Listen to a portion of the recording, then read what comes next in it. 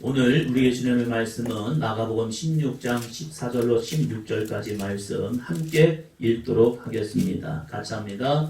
그 후에 11 제자가 음식 먹을 때에 예수께서 그들에게 나타나사 그들의 믿음 없는 것과 마음이 완악한 것을 꾸짖으시니 이는 자기가 살아난 것을 본 자들의 말을 믿지 아니함이로라. 또 이르시되 너희는 온 천하에 다니며 만민에게 복음을 전파하라. 믿고 세례를 받는 사람은 구원을 얻을 것이요 믿지 않는 사람은 정죄를 받으리라. 아멘. 나에게 주시는 하나님의 말씀입니다. 성경을 들고 믿음으로 선포하시겠습니다. 같이 합니다. 나는 성령님께 순종합니다. 나는 이웃에게 복음을 전합니다. 나는 이웃을 섬깁니다. 할렐루야. 스스로에게 믿음으로 선포합니다. 나는 그리스도입니다. 나는 그리스도인입니다. 네, 두 번째입니다. 믿는 자에게는 표적이 나타납니다. 믿는 자에게는 표적이 나타납니다. 네.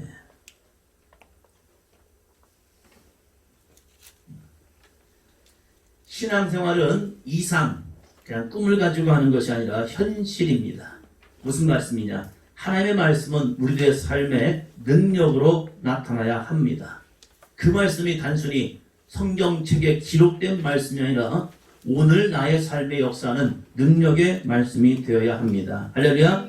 그래서 신앙생활에서 그 은혜를 통해 기쁨을 누리게 됩니다. 예수를 따랐던 제자들도 하나님의 말씀이 믿어지는 것이 있었고 믿어지지 않는 것이 있었습니다. 그것은 우리들의 믿음의 한계점 때문에 그렇습니다.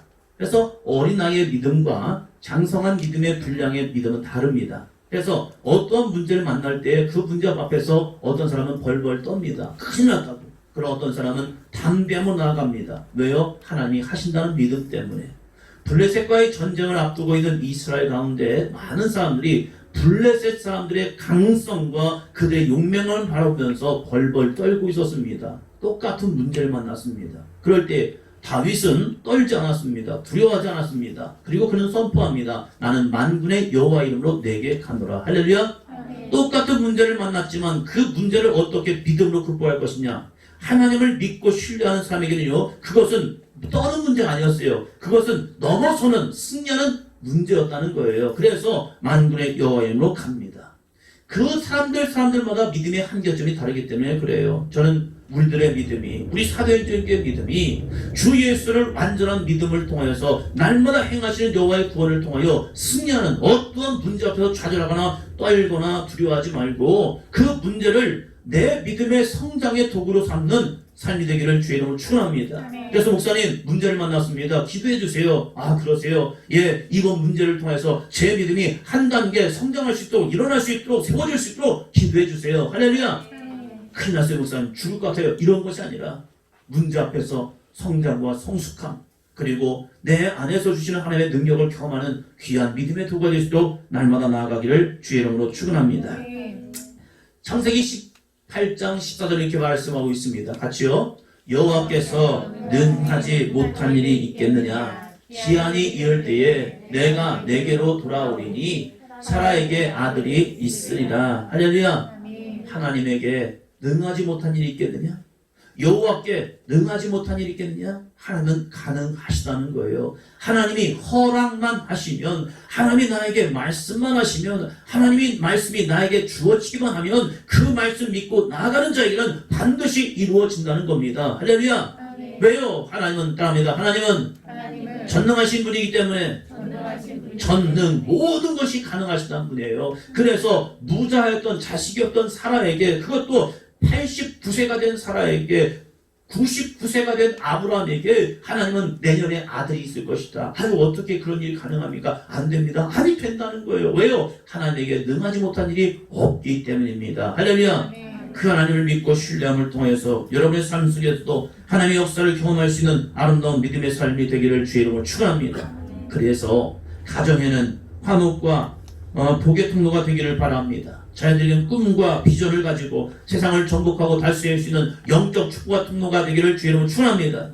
또한 여러분의 직장과 사업장을 통해서 하나님의 형통의 역사를 통하여서 불황기에 흥하는 역사가 있기를 주의 이름으로 축원합니다. 우리 일어나야 합니다. 우리를 통해서 하나님의 살아계심을 보여줘야 합니다. 우리 승현이를 통해서도 우리 용태를 통해서 할렐루야 하나님의 행하시는 능력과 기적.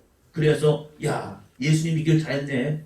예수님 믿었더니 하나님께서 나에게 이렇게 아름다운 축복의 통로가 되게 하셨노라. 할렐루야. 우리 모든 삶에도 그러한 은혜가 있기를 주의 이름으로 축원합니다. 그래서 오늘부터 사순절 기간 동안 우리가 고백하는 고백이 있잖아요. 믿는 자의 이런 표적이 따르니. 그래서 오늘 첫 번째 주로 제목 같이 한번 읽겠습니다. 시작. 믿는 자에게는 체험이 필요합니다. 믿는 자에게는 뭐가 필요하다고요? 체험이요.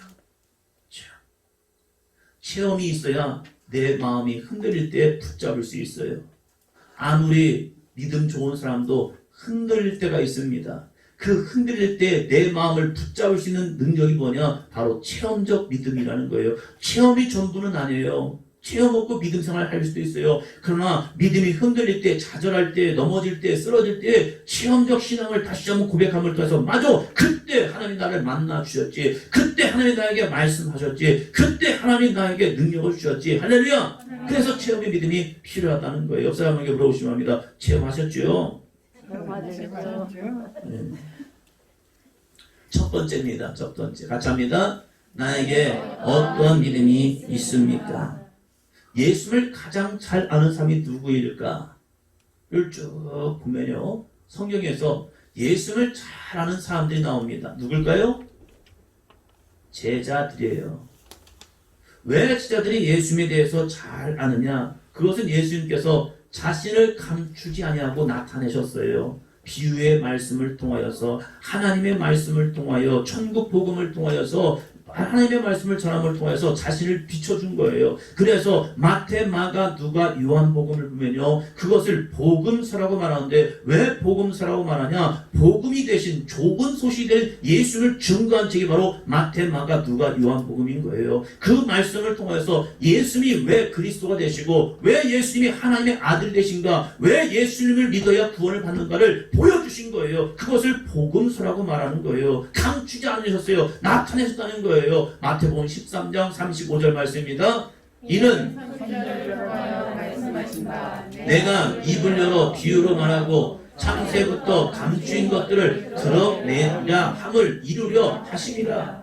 비유로 말하고 창세로부터 감추인 것을 드러내리라. 비유로 말하는 게 뭐예요? 풀어서 얘기해 줬다는 거예요. 비유, 야 비유컨대 더 쉽게 설명해 주면서 하나님의 복음, 하나님의 나라, 하나님의 천국을 우리에게 전해 주셨다는 거예요. 그러면서 자신도 숨기지 않고 나타내 보였다는 거예요. 그래서 이 마태가, 마가가, 누가가, 요한이 내가 만난 예수님을 전하는 것이 바로 복음서가 된 거예요. 그렇다면 나에게는 어떠한 믿음이 있냐 이거예요. 단순히 성경에서 말하는 예수님을 믿는 것이 아니라 내가 만난 예수님이 필요하다는 거예요. 그러면 이러한 믿음의 고백이 있지 아니하면 내 믿음이 흔들리고 넘어진다는 거예요.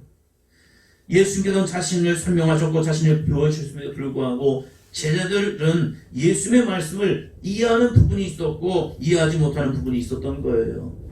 예수님의 능력을 믿기보다는 자신들의 한계점에 갇히다 보니까 때로는 예수님 이거 가능할까? 예수님 이게 가능하겠습니까? 저희들이 볼 때는 이건 불가능할 것 같습니다. 왜요? 나의 한계점 때문에. 그러나 예수님이 행하시는 기적과 능력을 통해서 그 한계점이 하나 둘씩 무너짐을 통해서 와우 이분은 하나님의 아들이시구나. 이분은 능하지 못할 일이 없구나. 그래서 이분은 다 가능하시구나. 할렐루야. 그 예수님의 은혜를 경험하게 되는 거예요. 그럼에도 불구하고 예수님의 부활은 믿어지지 않았습니다. 믿어지는 게 있었고 믿어지지 않는 것이 있었지만 예수님의 부활을 사람들이 이야기하는 거예요. 예수님 부활하셨다. 그런데 이것을 믿기가 쉽겠습니까? 왜요? 예수님의 자들은 예수님의 죽음을 보았기 때문에 그래요. 십자가에서 처참하게 돌아가시는 예수님의 모습, 저 로마 병정들 앞에서 무기력하게 그냥 십자가를 메고 가는 그 예수님의 모습, 그 예수님의 처참한 모습을 바라보던 제자들에게는 그 마음에 상처가 된 거예요. 아픔이 된 거예요. 그래서 예수님 돌아가셨으니까 이제 끝난 건가? 그래서 좌절하고 낙심하고 실패자의 모습으로 머리를 떨구고 있었단 말이에요. 그럴 때 예수님께서 그들을 찾아오셨습니다. 14절입니다. 그 후에 11제자가 음식 먹을 때에 예수께서 그들에게 나타나사 그들의 믿음 없는 것과 마음이 완악한 것을 꾸짖으시니 이는 자기가 살아난 것을 본 자들의 말을 믿지 아니함이로라. 예수님, 우리 예수님은 좋으신 예수님. 그저 허허 그러면서 뭐 잘못해도 왜 그랬어? 뭘 문제 삼아도 그러지 마. 죄져도 그러지 마. 그러면서 좋으신 예수님만 우리가 바라보는데 아니더라고요. 예수님 화나시면요 싸우셔요. 예수님 화내시면요 때로는 거룩한 혈기를 내셔요. 제자들에게도 좋으신 예수님으로 하는 것이 아니라 잘못된 길로 갈 때는 때로는 뭐하냐 꾸짖으셨다는 거예요. 꾸짖는 이유가 두 가지가 있더라고요. 파란 부분 같이 합니다. 시작. 믿음 없는 것과 마음이 완악한 것. 사람들이 얘기를 해주잖아요. 믿으라고. 그런데 믿음이 없대요. 믿음이 없었대요. 그것은 그냥 믿음이 아니라 주님의 부활에 대한 믿음이 없었다는 거예요. 그 부활의 믿음이 없는 이유가 무엇인데요? 하나님의 약속의 말씀을 믿지 않았기 때문에 그래요. 하나님의 약속의 말씀을 믿지 않으니까 예수님께서 꾸짖었대요. 야, 너 왜 믿음이 없어? 왜 너희들은 믿음이 없는 거야? 꾸짖었대요. 그리고 두 번째 뭐라고요? 마음이 완악한 자들. 여러분, 마음이 완악한 사람 하면 누가 생각납니까? 요즘 매스컴에서 참 마음이 완악한 자들이 나와요. 어떻게 전 남편과 헤어지고 나서 그 남편 믿다고 그 어린아이를 그냥 집에다 놔두고 자기 혼자 새 남편 쫓아갑니까? 그래서 어떻게 애를 굶겨 죽여요. 이거 진짜 마음 완악한 자들이죠. 이모와 이모부에게 애를 맡겼더니 애를 마르게 안 둔다고 이 욕조에다가 애를 물에다 담갔다 놨다 해가지고 애를 죽여버려요. 어떻게? 그 어린아이가 젖 먹다가 우유 먹다가 토한다고 애를 때려가지고 애를 어떻게 죽이냐 이거예요. 이게 말이 돼요 이게? 이런 사실 이런 사건들을 접할 때마다 우리는 이렇게 생각해요. 참 마음이 완악해졌다 사람들이. 어떻게 사람이 짐승만도 못하여서 이렇게 자신의 이 피부치들을 혈육들을 이렇게 죽일 수가 있을까? 이 세상이 얼마나 완악해졌는데요. 사람이 얼마나 마음의 심정이 부패버렸는데요. 우리의 심령이 얼마나 죄악으로 가득 찼는데요. 이러한 모습을 성경에서 완악하다. 물론 세상적으로 완악한 거 맞아요. 그러나 성경에서 말하는 완악함이 무엇이냐? 조금 달라요. 그걸 부정하는 건 아니지만 성경에서 말하는 완악함이라는 것은 한번 따라해보시면 합니다. 믿고 싶은 것만 믿고 믿기 싫으면 안 믿는 것. 이걸 성경에서 말하는 완악함이라는 거예요. 그들이 해악을 끼쳤기 때문에 큰 죄를 졌기 때문에 야 너희 마음이 완악해졌어 라고 예수님이 책망하는 것이 아니라 너희의 믿음이 왜 하나님의 말씀을 다 믿지 못하고 너희에게 증거된 여호와의 말씀을 믿지 못하고 이건 믿고 이건 믿지 못하고 이건 믿어야지 이건 믿지 말아야지 이건 내가 손해볼 것 같으니까 믿지면 안 돼 이건 내가 이익을 될 거니까 나 믿어야지 주님 저에게요 저에게 헌신하라 십자가를 져라 수고하라 애써라 헌금해라 하나님 이런 것을 하라면 하나님 저 말고 다른 사람이요 그리고 좋은 것 기쁜 것 또한 높아지는 것 이것은 저에게요. 이건 마음이 완악하기 때문에 그렇다는 거예요.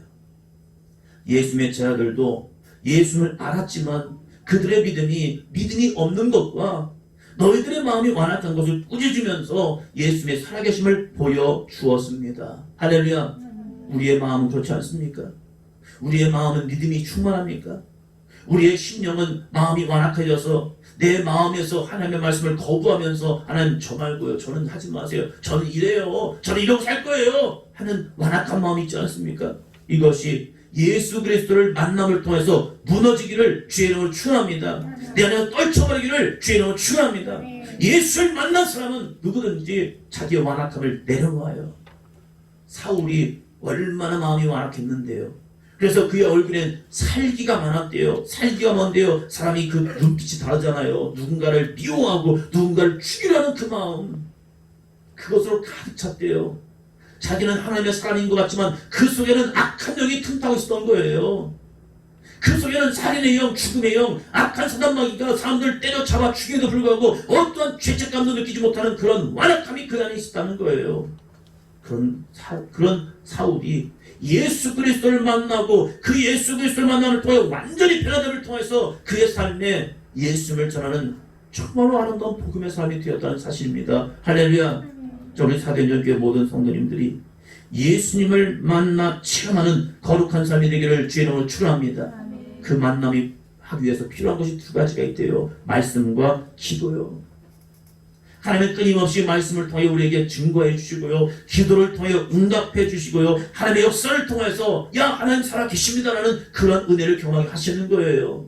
우리가 이 사순절 기간을 통하여서 예수님을 인격적으로 만날 수 있는 삶이 되기를 주의 이름으로 축원합니다. 나의 귀를 열어서 주의 음성을 들으시고요. 내 마음의 문을 열고 주님 내 안에 찾아와 주옵소서. 할렐루야. 여러분의 가슴에 손 한번 얹으시기 바랍니다. 같이 기도합니다. 예수님 내 마음에 들어와 주옵소서. 한 번 더 합니다. 내 마음, 내 굳은 마음을 제거하여 주시고 믿음으로 순종하여 하나님의 능력을 보게 하옵소서. 할렐루야. 왜 주님이 찾아오지 않느냐? 내 마음을 닫아버리기 때문에 그렇다는 거예요. 나 예수님 필요 없어요. 주님 가까이 하지 마세요. 저 부담스러워요.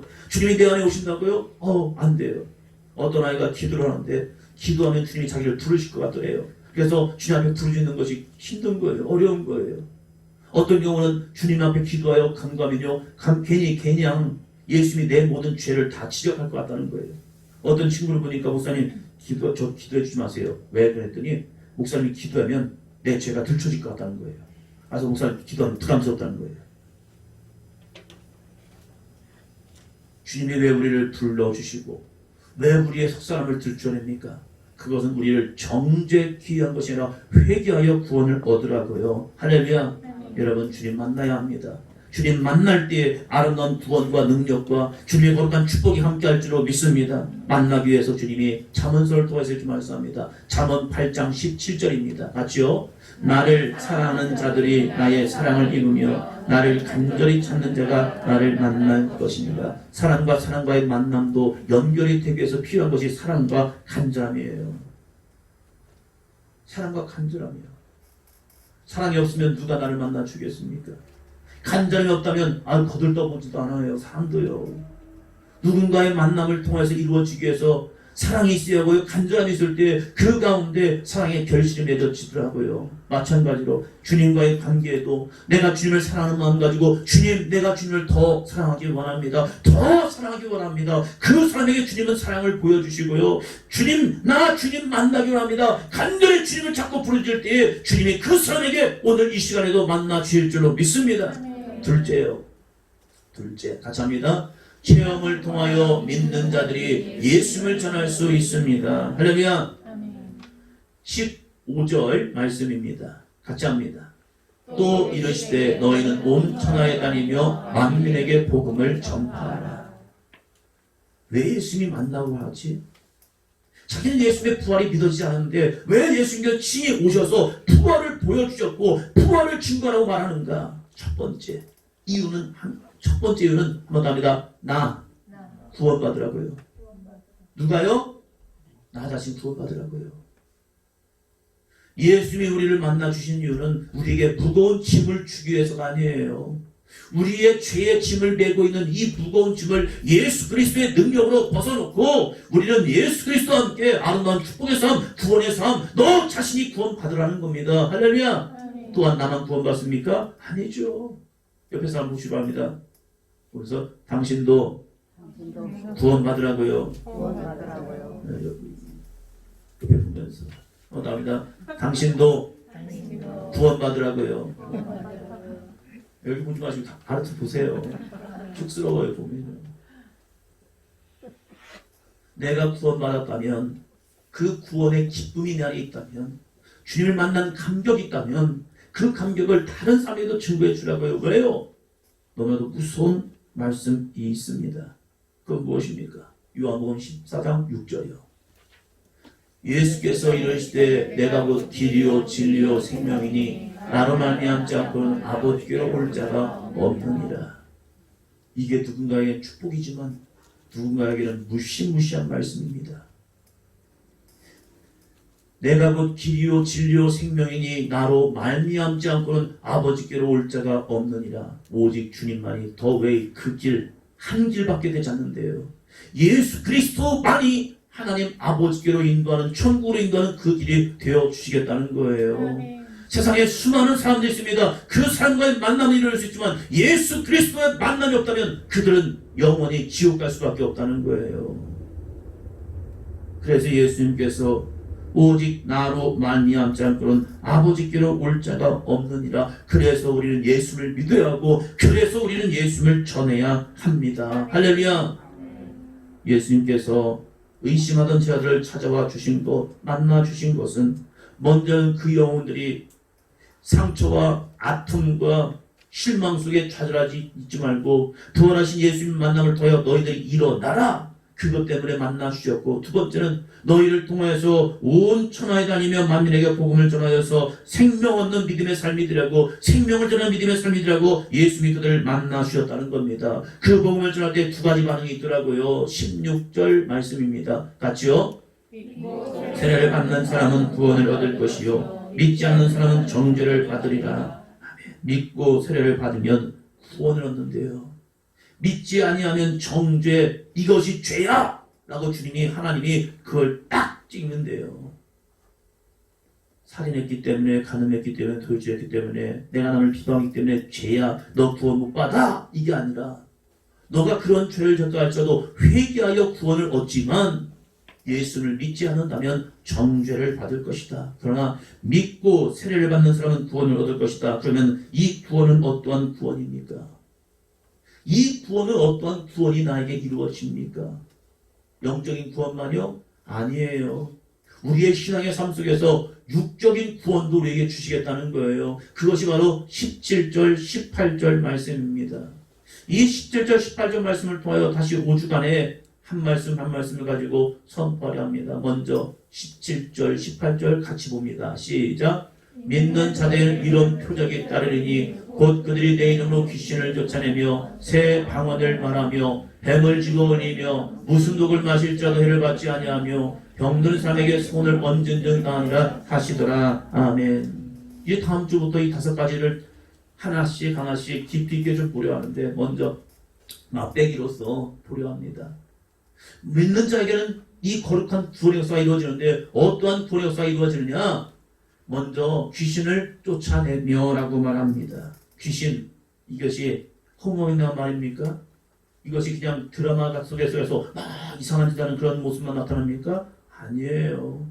지금도 이 사회가 얼마나 사람들의 마음을 우울하게 만들고 좌절하게 만들고 비참하게 만들고 스스로 죽게 만드는데요.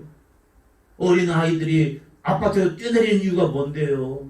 우울한 마음 때문에요? 아니에요. 그 우울한 마음을 조장하는 악한 영의 역사가 있다는 거예요. 그들의 귀에 속삭이는 소리가 있다는 거예요. 야, 너 죽어버려! 너 죽어버려! 너 안 돼! 너는 못해! 포기해. 이런 소리가 들려오는 거예요. 이게 무슨 역사인데요? 환청이라고요? 아니에요. 환청도 있지만 그 속에 역사하는 악한 귀신 마귀가 그 속에 속삭이는 역사가 있다는 거예요. 그것을 내어 쫓으라는 겁니다. 할렐루야. 새 방언을 말하는 거예요. 요즘 시대가 얼마나 독한데요. 댓글 보면요, 그 댓글에 수많은 악독한 말들이 내 안에 상처가 된대요. 많은 사람들이 댓글 바라보지만 해야지 근데 좀 감사한 게 유튜브에 댓글이 없어요. 그래서 그냥 쭉 넘어가는데, 댓글을 바라보면 상처되는 말들이 참 많아요. 야, 너 같은 사람이 네가 하면서 수많은 댓글을 바라보면서 처음에는 그냥 무덤덤하게 들어오는데 그것을 보다 보면요, 끌려요. 희한하게. 그래서 칭찬할 말보다는 저주한 말들이 내 안에 들어와가지고 내 안에 상처가 되고 아픔이 되는 거예요. 그래서 자기에게 스트레스가 되고 그것이 자기의 상처가 트라우마가 되어가지고요, 일어나지 못하는 거예요. 사람들은 만남이 두려운 거예요. 공황장애 속에 빠져버리는 거예요. 무엇 때문에요? 그런 이 악독한 말 나오기 때문에요. 그러나 하나님은 우리의 입술을 새롭게 바꾸셔서 새 방언을 말하게 하신다는 겁니다. 할렐루야. 그래서 지난주 말씀처럼 축복의 입술이 되라는 거예요. 이 땅을 축복하고 사람과의 관계를 축복하고 남편을 축복하고 자녀를 축복하고 부모를 축복할 때 그 세상을 많은 삶 통하여 회복의 역사가 치유 역사가 이럴 줄로 믿습니다. 세 번째 보니까 뱀을 집어 올리라는 거예요. 뱀은 끊임없이 우리를 붙들고 있는 우리의 발목을 붙드는 악한 사람막이거든요. 거기와 싸워 패배하지 말고 좌절하지 말고 일어나 그를 집어 올리라는 거예요. 무슨 독을 마실 자도 해를 받지 아니한 것 독. 여러분 뭐 독을 마십니까? 우리가 세상에서 독을 마시잖아요. 그러나 악독한 것이 내 안에 들어오고 있다는 거예요. 지금도. 코로나 보입니까? 안 보입니까? 보이지도 않잖아요. 수많은 악한 독들이 나도 모르게 내 안에 침투하고 있어요. 우리가 세상에 살아가면서 수많은 독들이 나에게 들어오고 있다니까요. 그런데 이 독을 마실 자도 해를 받지 말아야 해요. 그래야 우리가 강건하게 살아가죠. 우리는 또 힘들게 하는 게 무엇입니까? 병드는 거 아닙니까? 내 마음이 병들고 육신이 병들고 생각이 병들고 관계가 병드는 순간 무너져 버리잖아요. 그럴 때 우리가 예수 그리스도의 이름으로 손을 얹고 기도할 때 어둠의 것을 떠나고 우리가 치유받고 회복될 줄로 믿습니다. 이것이 무엇입니까? 이것이 믿는 자에게 나타나는 표적이래요. 그래서 우리가 믿는 자에게는 이러한 영적 체험이 필요하다는 사실입니다. 할렐루야! 그럼을 표수는 고백합니다. 한번 더 합니다. 주님께서 나를 사랑하셨구나. 할렐루야! 체험을 통하여 사랑을 고백할 수 있거든요. 부모의 사랑을 어떻게 우리가 고백합니까? 그것은 체험 때문에 그래요. 부모가 나를 감싸주고 부모가 나를 안아주고 부모가 나를 이끌어줌을 통해서 아 우리 부모님이 나를 사랑하시는구나. 남편과 아내의 삶을 통해서 어떻게 이 사랑의 관계를 유지할 수 있습니까? 좋은 관계적 체험 때문에 그런 거죠. 그래서 이 남편이 말하는 말 한마디, 아내가 던져준 말 한마디를 통해서 이 아내가 나를 사랑하고 이 남편이 나를 사랑하는구나. 그래서 사랑의 관계가 유지될 수 있는 거잖아요. 하나님과 나와의 관계에서도 믿는 자에게 체험이 이 시간에도 이 순간에도 우리의 상황 속에서도 우리의 형편 속에도 필요한 줄로 믿습니다. 한 주간 우리가 사순절을 지나면서 주여 한번 합니다. 예수님 나에게도 사랑의 체험이 있게 하여주셔서 할렐루야. 이 거룩한 사랑의 체험을 통해서 주님 안에 거하시고 주님 안에 거하는 여러분의 기도를 통하여 하나님의 살아계심과 응답하심을 경험할 수 있는 저와 여러분의 되기를 주의 이름으로 축원합니다.